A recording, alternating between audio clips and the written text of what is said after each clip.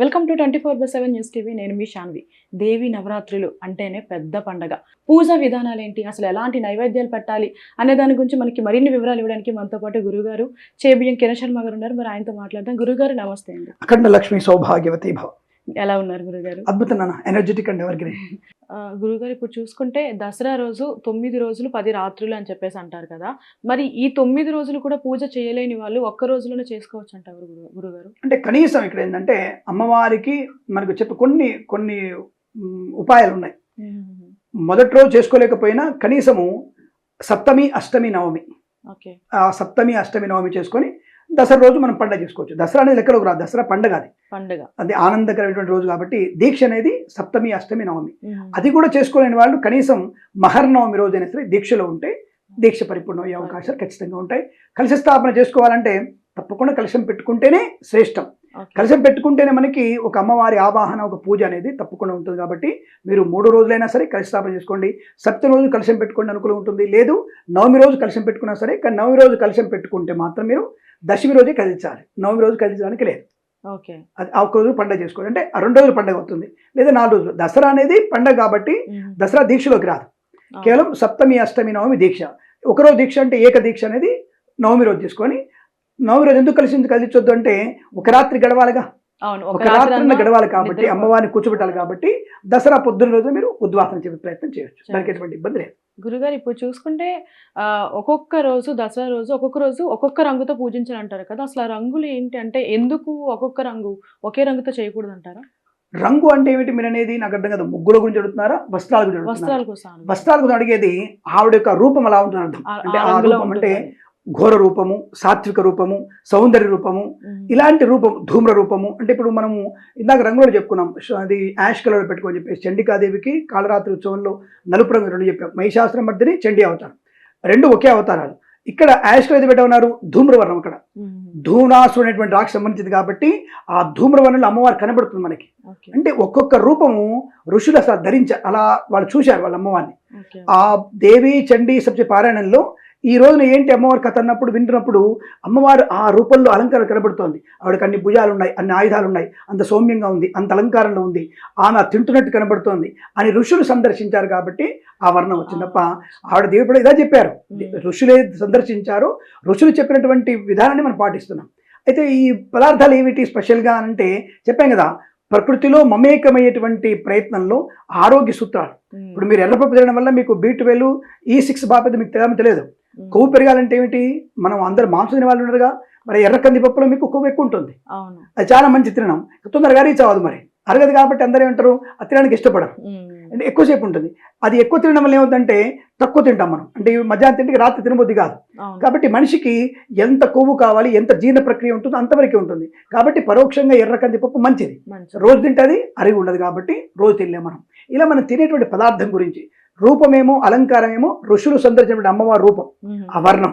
పదార్థాలన్నీ కూడా ఆరోగ్యవంతమైనటువంటి శరీరం, పిల్లలకి ఎటువంటి పెట్టాలి, ఏ రోజు మనం తినాలి, ఇవన్నీ కూడా సంవత్సరం పాటు మనం తినగలిగేటువంటి చర్యకు ఇవి చూసుకోండి, ఇలా తినండి అని చెప్పడం అనేది పరోక్షం. కాబట్టి జీర్ణ ప్రక్రియ, ఆరోగ్య సూత్రాల కోసం ఈ నివేదన చెప్పబడ్డాయి. ఇప్పుడు చూసుకుంటే ఈ దసరా టైంలో ఏంటి అంటే వాహన పూజ చేస్తూ ఉంటారు. అసలు ఏ రోజు వాహన పూజ చేస్తే మంచిది? ఒకటి ఇక్కడ వాహన పూజలు, ఒకటి మీ దాంట్లో దాదాపు పూజలు కూడా, ఆఫీసులో పూజలు కూడా ఉంటాయి. ఇప్పుడు ఆఫీసులో పూజలు కూడా చేస్తుంటారు. అంటే ఈ తప్పకుండా ఆయుధ పూజ అంటారు దాన్ని, ఆయుధ పూజ అని చెప్తుంటారు.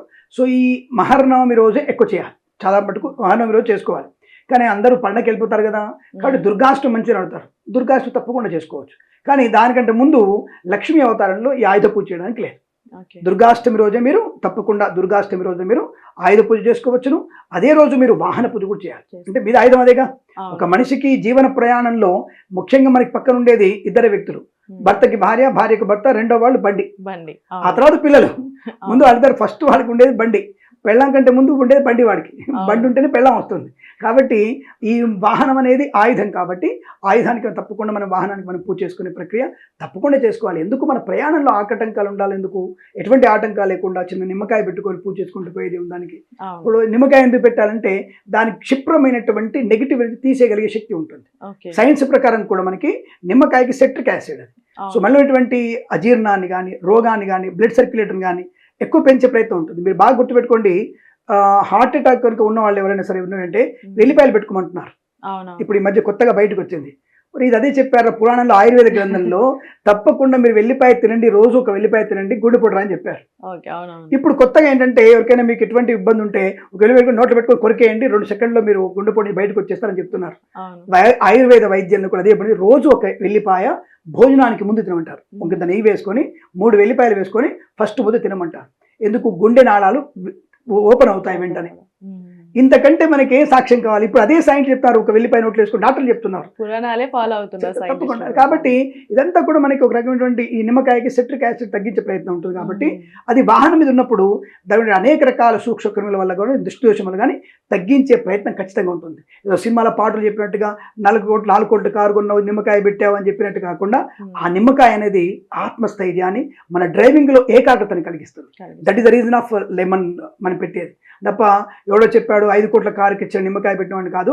కేవలం మన యొక్క వాహనం నడుపుతున్నప్పుడు మన దృష్టిని రహదారిపైన కేంద్రీకరించే తత్వాన్ని కలిగిస్తుంది ఆ నిమ్మకాయ మాత్రమే. ఆ నిమ్మకాయకి ప్రత్యక్షంగా బలం ఉండదు, కానీ పరోక్షంగా ఏంటంటే ఆ నిమ్మకాయ మనం పెట్టాము అంటే అమ్మవారు మన ముందర ఉంది, అమ్మవారు మనల్ని సరిగ్గా నడిపిస్తుంది అని జ్ఞానాన్ని కలిగింపజేస్తుంది, మెదడుని ఉత్తేజపరుస్తుంది ఆ నిమ్మకాయ. నిమ్మకాయని కూడా దిష్టి పోయే విషయంలో కూడా పట్టుకొని క్యారీ చేయమంటారు. అవును. సో కాబట్టి మనం అట్టి ఆయుధ పూజ మనకి అష్టమి రోజు కానీ 9వ రోజు చేసుకొని, అలాగే ఆఫీసులలో మనకి లక్ష్మీదేవి ఉండడానికి, అంటే యంత్రాలని బాగా పనిచేయడానికి కార్మికులు బాగా ఉత్సాహంగా పనిచేసుకుంటారు. కాబట్టి ఆ యంత్రాలకి స్క్రూ డ్రైవర్లు పూజ చేస్తారు, ఎలక్ట్రీషియన్ స్క్రూ డ్రైవర్లు పూజ చేస్తారు, ల్యాప్టాప్లో పూజ చేస్తారు. మేము పూజ చేస్తాం వెళ్ళి, అన్ని కంప్యూటర్లకి బొట్టు పెట్టి, అన్ని మౌస్లకి అన్నిటికి బొట్లు పెట్టి పూజ చేస్తూ ఉంటాం. కాబట్టి అంటే ఏమిటి? ఒక నమ్మకం. ఆయుధాలు మనకు ఆయుధాలు అవి జాగ్రత్తగా ఉండాలి. ఎందుకు చేశారు? పంచపాండవులందరూ కూడా శమి కింద వాటికి ఆయుధాలు పూజ చేశారు కదా. ఆయుధ పూజని వాళ్ళకి అది అవసరం. ఇక్కడ మనకి ఇది అవసరం. కాబట్టి ఈ ఆయుధాన్ని మనం పూజ చేసుకొని మన జీవనం గమనం హ్యాపీగా ఉండడం కోసం చేసేటువంటి ఆయుధ పూజ అష్టమి రోజు చేసుకోండి, 9వ రోజు కూడా చేసుకోవచ్చు. గురుగారు, ఇప్పుడు వాహన పూజ విషయంలో ఏంటి అంటే మన వాహనం ఎక్కడ ఉండి మనం వేరే దగ్గర ఉన్నాం అనుకోండి, అప్పుడు మన వాహనాన్ని వేరే వాళ్ళు పూజించవచ్చు అంటారు? తప్పకుండా పూజ చేయొచ్చు. దానికి ఎవరైనా వాహనానికి పూజ కావాలి, దానివల్ల అనర్థం జరగకుండా ఉండడానికి వాహనం ఎక్కడున్నా సరే ఆ వాహనానికి మన వాళ్ళు ఎవరైనా మన బిహాఫ్ ఆఫ్ ఎవరైనా పూజ చేయొచ్చు. దానికి ఎటువంటి ఇబ్బంది లేదు, అది మంచిగా జరుగుతుంది, నో ప్రాబ్లం. గురుగారు, ఇప్పుడు చూసుకుంటే ఆడవాళ్ళ విషయానికి వస్తే ఈ దసరా టైంలో కానీ అంటే పూజలు చేసే టైంలో కానీ ఇట్లా పీరియడ్స్ అయితే ఉంటారు కదా, సో అట్లా అవ్వడం దోషం అంటారా? అది మహాదోషమే. ఎందుకంటే అది ముందుగానే మనం పసిగట్టే అవకాశం ఉంది. ఎందుకంటే ఆడపిల్లకి తప్పకుండా తెలుస్తుంది. ఇప్పుడు అది నిజంగా చెప్పాలంటే అది చాలా మంది మగవాళ్ళకి అర్థం కాకపోవచ్చు, మాలాంటి వాళ్ళకి అర్థం అవుతుంది. తనకి యొక్క సిమ్టమ్స్ అనేవి ఖచ్చితంగా 2 రోజులు తెలిసిపోతుంది. ఆడపిల్లకి పెయిన్స్ వల్ల కానీ ఇంకొక రకమైనటువంటి స్రవాలు రావడం వల్ల కానీ తప్పకుండా తెలిసిపోతుంది ఆడపిల్లకి.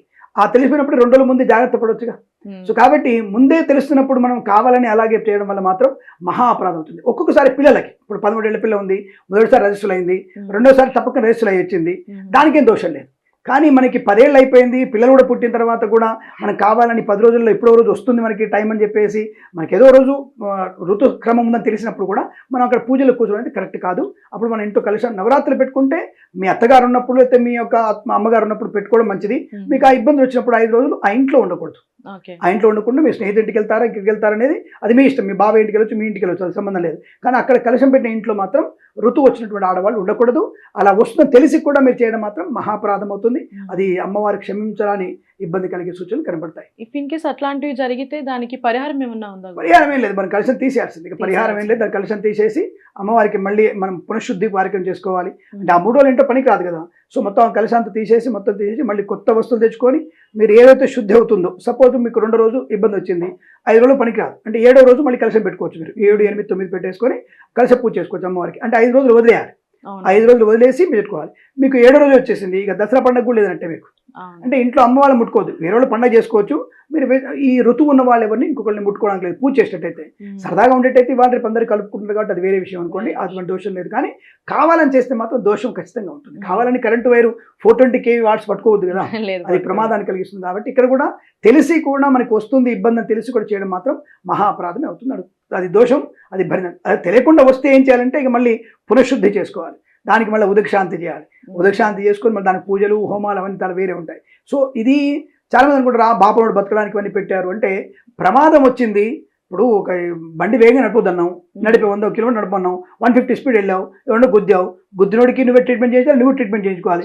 డాక్టర్ వెళ్తే ఏమంటాడు, నీ బ్లడ్ టెస్ట్ అంటాడు, యూరిన్ టెస్ట్ అంటాడు, ఆ కల్చర్ అంటాడు, ఈ కల్చర్ అంటాడు. డాక్టర్ బతకడానికి ఇవన్నీ చేయించుకుంటావా?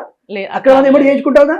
అక్కడ టెస్ట్ అని చేసుకుంటావు కానీ తెలుసు అది ఓ పాజిటివ్ బ్లడ్ అన్న నేను చెక్ చేసుకోవాలంటాడు. ఎందుకు ఇది ఓ కాకపోతే వాడు బ్లడ్ ఎట్లా ఎక్కిస్తాడు? అవును. సో కాబట్టి అక్కడ డాక్టర్ అనమే, అక్కడ డాక్టర్ మాత్రం నువ్వు డబ్బు దొబ్బడానికి నాకు ట్రీట్మెంట్ చేస్తానమే, కానీ మరి ఇక్కడ మాత్రం పంతులు దొబ్బడానికి ట్రీట్మెంట్ చేయాలని ఎందుకంటారు?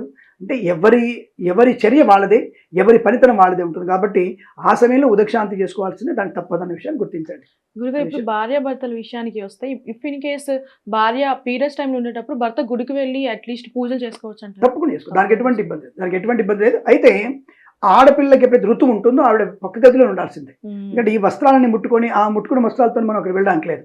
ఇప్పుడు మీరు అడగొచ్చు, ఇంకా మీరు 22nd century 24th centuryలో ఉన్నాం మనం, ఇలాంటి పాటిస్తారా, మీరు పక్క పెడతారా అంటే చిన్న విషయం. మరి కరోనా వచ్చింది కదమ్మా, కరోనా వస్తే అందరూ ఎందుకు పెట్టారు? ఒక్కొక్కరు ఒక రూమ్ ఎందుకు పెట్టారమ్మా? శవాన్ని కూడా ఎందుకు ముట్టుకోలేదమ్మా? దేనికోసం అంటే ఎక్కడో వైరస్ ఉంది తెలియదు, దేర్ ఇస్ నో కన్ఫర్మ్, చెప్పలేము. ఇన్ వాళ్ళ మీద కరోనా ఉందా లేదో తెలియదు.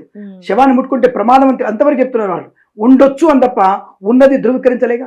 ఒకవేళ మన వాళ్ళు చనిపోయారు, కనీసం ముట్టుకోనివ్వలే, కనీసం వాడిని తగలబెట్టనివ్వలేదు, వాళ్ళే బొందలు పెట్టేశారు. అంటే మరి అటువంటి కరోనా టైంలో విషయంలో మాత్రం మీరు ఎందుకు పాటించారు? నథింగ్ బట్ మడి అంటే ఏందయ్యా అంటే, మాకందరికీ దేవుడు దయచేసి అంటే కరోనా అంటే మడి అంటే ఆచారం అంటే ఏంటంటే కరోనా చెప్తాను అందరికి నేను. మీరు కరోనా అంటేనే మడి ఆచారానికి మరొక పర్యాయ పదం కరోనా. ఎందుకంటే నువ్వు బయటికి వెళ్ళి వచ్చావు, ఏం చేసేవాడివి? కాళ్ళు కడుక్కోవాలి, చేయి కడుక్కోవాలి, 30 సెకండ్లు కడుక్కోవాలి, 20 సెకండ్లు కడుక్కోవాలి, నోట్లు మూసుకుని పుక్కించాలి, కొత్త మాస్క్ పాత మాస్క్ బయట వెళ్ళాలి, కొత్త మాస్క్ పెట్టుకోవాలి, ఇల్లు శానిటైజ్ చేసుకోవాలి, పాత బట్టలను తీసి నువ్వు బాత్రూమ్కి వెళ్ళాలి, అవన్నీ వేడి నీళ్ళు ఉతికేయాలి, నువ్వు స్నానం చేయాలి, తుడుచుకోవాలి, రావాలి, మరి శానిటైజ్ చేసుకోవాలి. ఇన్ని చేసావు కదా. మరి మీ పక్క నుండి మీ నాన్నమ్మనేగా హగ్ చేసుకోలేదు ఎందుకు మరి పోయి? అంటే మనిషికి బ్యాక్టీరియా ఉంటుంది. నేను మడితో ఉన్నప్పుడు దేవుడికి పూజ చేస్తున్నప్పుడు ఆ మడి ఆచారం నాకు ఉంటుంది కొంతవరకు. కాబట్టి ఎవరి పని వాళ్ళదే, ఆ పనితనంలో మనం తప్పుకుండాలి. కాబట్టి ఇక్కడ భార్య కనుక ఇబ్బంది ఉండే 5 రోజులు భార్యను ముట్టుకోకుండా వేరే రూమ్లో ఉంటూ ఆయన పిండిన వస్త్రాలు జాగ్రత్తగా మడత పెట్టుకుంటూ ఉతుక్కొని 5 రోజులు ఆ కొత్త బట్టలు ఆ బట్టలు వేసుకొని దేవాలయానికి వెళ్ళాలి, దేవాలయంలో పూజ చేసుకోవచ్చు, రావచ్చు, నాకు ఎటువంటి ఇబ్బంది లేదు. పూజలో పాల్గొనవచ్చు, కానీ ఆవిడని ముట్టుకోవడానికి లేదు. నైవేద్యాలు తను చేసుకుని తను చేసుకెళ్ళాలి, లేదా కొబ్బరికాయ పూలు కొనుక్కుపోయి అక్కడ పెట్టేయాలి, అంతవరకే. నైవేద్యాలు ఇంటికి తీసుకురావద్దు, ఆ వచ్చిన నైవేద్యాలు ఇవిడ ముట్టుకోవద్దు, ఇన్ని ఉంటాయి. కాబట్టి భర్త వెళ్ళి నమస్కారం చేసి సరిపోతుంది. గురుగారు ఇప్పుడు ఈ దసరా టైంలో ఏంటంటే చాలా మంది అమ్మవారిని కూర్చోబెడతారు కాబట్టి ఎటువంటి శుభకార్యాలు చేసుకోకూడదు అంటారు, నిజమంటారా? అలా ఏం లేదు, అంత అబద్ధం, అంతా కూడా అబద్ధం. ఎందుకంటే ఇప్పుడు నీ సపోజ్ మన ఇంట్లో పెళ్ళి అవుతుంది అనుకుందాం. సో పెళ్ళి అవుతున్నప్పుడు ఏమంటే అందరు బంధువులు రావాలంటే వాళ్ళ దీక్షలు ఉంటారు, ఇంకో దీక్షలు ఉంటారు కదా, అందరు రారుగా. రెండవది, ఇప్పుడు శాకాహారం అయితే పర్లేదు, కానీ మాంసాహారులు అయితే అసలు రారు. దీక్షలు ఉంటారు, అమ్మవారి దీక్షలు నేను పెళ్లికి రానంటారు వాళ్ళు. మరి 10 మంది రాకపోతే పెళ్లి ఎందుకు అవుతుంది? ఆనందం ఎందుకు ఉంటుంది? కాబట్టి 10 మంది రావడం కోసమని ఈ ముహూర్తాల టైంలో, అంటే ఈ యొక్క టైంలో పండుగలు ఉంటాయి కాబట్టి దేవాలయాల్లో బిజీగా ఉంటారు కాబట్టి ఆసనప్పుడు. రెండవది ముఖ్యమైనది అంటే మంచి పురోహితులు, అంటే చదువుకున్న పురోహితులు రావడానికి అవకాశం తక్కువ. ఇంకా ఈ టైంలో వాళ్ళు వేదపారాయణం, చండీ పారాయణాల్లో ఎక్కువ దీక్షలు ఉంటారు వాళ్ళు, అంటే దీక్షపరులై ఉంటారు. కాబట్టి వాళ్ళు కూడా పెళ్లికి రారు, ఏదో అసిస్టెంట్ పంపిస్తారు, సరే చదవడం, ఇలాంటివన్నీ ఎందుకు ఇబ్బంది? మన బంధువులు రారు. సో ఇప్పుడు విజయవాడలో ఉన్నారు, సపోజు విజయవాడ రావడానికి వాళ్ళకి మనసు ఒప్పదు, ఎందుకంటే అమ్మో నవరాత్రి ఉత్సవాలు జరుగుతున్నాయి, మేము ఊరు దాటి రాము మేము. శ్రీశైలంలో ఉన్నారు, వాళ్ళ చండీ అమ్మవారిని వదిలిపెట్టి వాళ్ళు రారు, అసలు రారు, బ్రహ్మరామని వదిలిపెట్టి రారు వాళ్ళు, మైసూరు నుంచి రారు వాళ్ళు, ఎందుకంటే ఆ ప్రాంతంలో అక్కడే ఉంటారు.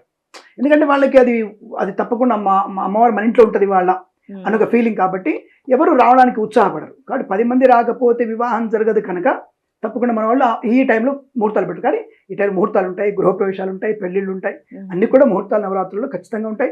చేసుకునే వాళ్ళు కూడా చాలా మంది ఉంటారు. ధన్యవాదాలు గురువుగారు. మరి దసరా రోజు అమ్మవారికి ఎలాంటి పూజలు చేయాలి, అసలు ఏ విధంగా చేయాలి అనేది మాత్రం చాలా చక్కగా చెప్పారు. చాలా థ్యాంక్ యూ సో మచ్ గురువుగారు. అండ్ అలాగే మీరు కూడా చూస్తున్న వాళ్ళు కూడా మన గురువుగారు చెప్పినట్టు ప్రతి పద్ధతిని ఆచరణలో తీసుకొని ఈ దసరా పండుగని చాలా ఆనందంగా కుటుంబ సభ్యులతో జరుపుకోవాలని మనస్ఫూర్తిగా కోరుకుంటున్నా. Thank you so much.